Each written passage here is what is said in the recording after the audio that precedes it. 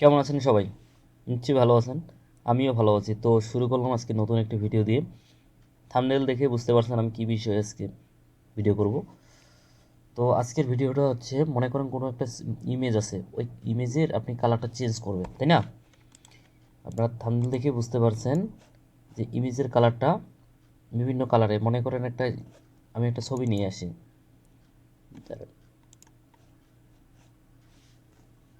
মনে করেন আমার নির্দিষ্ট কোনো একটা ছবি আছে, ওই ছবি থেকে আমার ওই যে কালার আছে ওই কালারটা আমি পরিবর্তন করব। ছবির কালারটা আমি পরিবর্তন করব। যে কালারটা দেওয়া আছে ওই কালারটা আমি রাখবো না। এই জন্য আমি বাড়তিভাবে একটা ইমেজ নেব। তো এইটা করার জন্য প্রথমত আমার নির্দিষ্ট ছবি লাগবে। তো আমি ছবি নিয়ে আসলাম। ছবি নিয়ে আসার জন্য দেখুন, মনে করো আমরা এই ছবিটা আছে, আপনারা থাম্বনেলে দেখছেন এই ধরনের এই ছবিটা দেখছেন, তাই না? একটু লোড নিচ্ছে। হ্যাঁ, আপনার থাম্বনেলে এই গাড়ির ছবিটা দেখছেন, তাই না? তাই এই গাড়ির ছবিটা আমরা চেঞ্জ করব কীভাবে, তাই না? আপনারা যে কোনো ইমেজের ক্ষেত্রে আপনারা এটা তৈরি করতে পারবেন। আমি বেশ কয়েকটা ইমেজ আপনার কালার চেঞ্জ করার বিষয়টা আমি দেখাই দিব আপনাদের। তো আপনারা এই বিষয়টা একটু মনোযোগ সহকারে দেখবেন। তো শুরুতেই বলে নিই, আপনারা যারা আমার ভিডিও দেখছেন তাদেরকে অসংখ্য ধন্যবাদ। যারা সাবস্ক্রাইব করছেন তাদেরকেও অসংখ্য ধন্যবাদ। যারা এখনও করেননি তাদেরকেও ধন্যবাদ। তো আপনারা অবশ্যই ভালো লাগলে আমার ইউটিউব চ্যানেলটাকে সাবস্ক্রাইব করে রাখবেন, লাইক কমেন্ট ও শেয়ার করবেন। তো শুরু করি আজকে ভিডিওটা। প্রথমত, এর আগে বলছিলাম যে অ্যাডোবি ফটোশপ সফটওয়্যারটি আপনাদের যাদের ইনস্টল করা নেই, যদি সমস্যা থাকে তাহলে আমার পূর্বের একটি ভিডিও আছে ইউটিউব চ্যানেলে, ওখানে আপনারা কীভাবে অ্যাডোবি ফটোশপ সফটওয়্যারটি ইনস্টল করবেন পরিপূর্ণ ওখানে ধারণাটা দেওয়া আছে।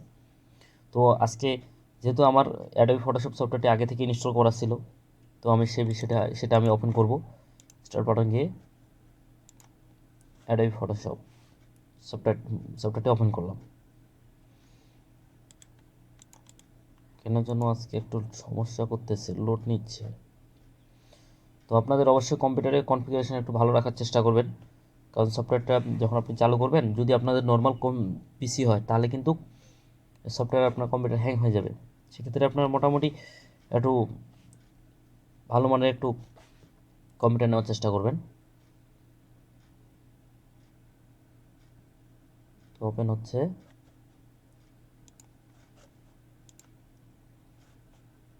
তো আমরা একটা ছবি নিয়ে আসবো নতুনভাবে।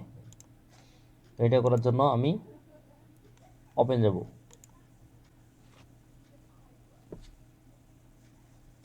নেওয়ার জন্য যেহেতু আমার ড্রাইভে আছে, সেজন্য আমি কী করবো, পেনড্রাইভে আছে, পেনড্রাইভ থেকে আমি নিয়ে আসবো। দেখুন, এখান থেকে আমি গাড়ির ছবিটা নিয়ে আসি। গাড়ির ছবিটা নিয়ে আসলাম, দেখেন চলে আসছে। এর আগে আপনাদের সবাইকে বলছি যে আপনারা অবশ্যই লেয়ার অর্গানাইজ নিয়ে কাজ করার চেষ্টা করুন। ফটোশপে যে কোনো ছবি, যে কোনো ডিজাইন, যে কোনো ক্ষেত্রে আপনারা কাজ করার ক্ষেত্রে লেয়ার অর্গানাইজ নিয়ে কাজ করবেন। যারা নতুন আমার ভিডিওটা দেখছেন তাদেরকেও বলবো, ফটোশপে কাজ করতে গেলে আপনার লেয়ার অর্গানাইজ নিয়ে কাজ করার চেষ্টা করবেন। এতে করে কী হবে, আপনার ডিজাইন করার ক্ষেত্রে অনেক বেটার ফিল মনে করেন কোনো ডিজাইনে আপনার একটা জিনিস প্রবলেম হয়ে গেছে, এই জিনিসটা মুছার ক্ষেত্রে বা ডিলিট করার ক্ষেত্রে ওই লেয়ার যেটা আপনার মানে বাড়তি হিসেবে আছে, তো সেটা আপনি ডিলিট করতে পারবেন, কোনো সমস্যা হবে না। আর লেয়ার অর্গানাইজ না করলে আপনার অনেক প্রবলেম হয়ে যাবে, তখন আপনি সম্পূর্ণ ডিজাইনটা আপনার বাতিল করতে হবে। বুঝতে পারছেন সবাই? তো শুরু করি। তো প্রথমে আমি লেয়ারে যাব। আপনাদের লেয়ারগুলো না থাকলে, অপশানটা না থাকলে উইন্ডোজ থেকে লেয়ার অপশনটা নিয়ে আসবেন। ঠিক আছে, এখানে আমি যেহেতু লক করা আছে আমি আনলক করলাম। এটাকে কন্ট্রোল জে দিয়ে ডুপ্লিকেট করলাম, তাই না?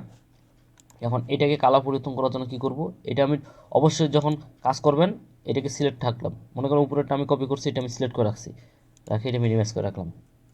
এটা জুম করলাম। এটা জুম কীভাবে করবেন, কন্ট্রোল শিফট চাপবেন, প্লাস বাটন চলে আসবে। আর মাইনাস করার ক্ষেত্রে কন্ট্রোল শিফট মাইনাস, দেখবেন চলে আসবে মাইনাস। চলে আসছে। এটাকে করার জন্য আমরা প্রথমে এখান থেকে কুইক সিলেকশন টুল দেবো। এখানে দেখেন অটোমেটিক যে রঙটা দেওয়া আছে অটোমেটিক ধরে ফেলছে, কিন্তু কোনো প্রবলেম করেনি, অটোমেটিক ধরে ফেলছে। এটা একটু বড় হয়ে গেছে, এটা আমি একটু ছোট করে নিই। দেখেন অটোমেটিক ধরে ফেলছে, দেখতে পাচ্ছেন?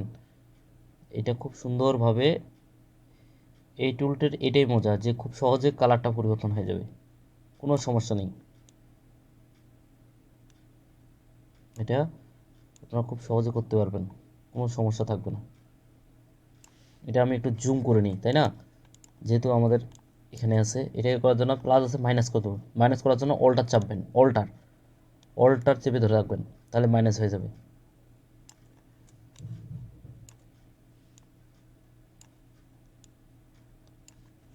অল্টার চাপবেন, হয়ে গেছে, তাই না? হ্যাঁ, হয়ে গেছে। তো এটাকে আমরা কালার চেঞ্জ করবো, তাই না? এটাকে কালার চেঞ্জ করার জন্য আমরা রাইট বাটন ক্লিক করব, সেটাও কালার চেঞ্জ করব। দেখেন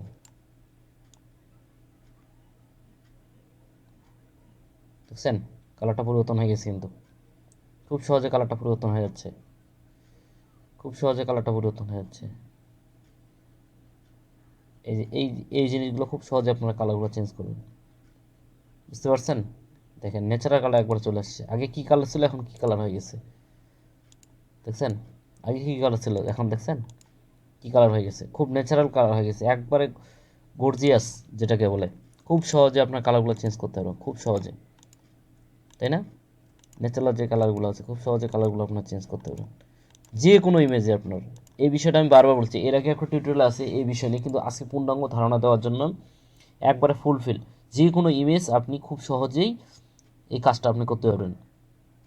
এখানে আপনাকে একটা জিনিস লক্ষ্য রাখতে হবে, যেন কাজ করার ক্ষেত্রে অবশ্যই লেয়ার অর্গানিক নিয়ে কাজ করার চেষ্টা করবেন, ঠিক আছে? আমি যেভাবে আপনাদের দেখাই দিচ্ছি আপনারা এভাবে খুব সহজেই দেখে দেবেন। এই আমি যেভাবে সহজভাবে দেখা দিচ্ছি আপনি টিউটোরিয়ালে দেখেন, ঘাটেন ইউটিউবে, দেখবেন এত সহজেই এত ইজিভাবে আমি যেটা মনে করি পাবেন না।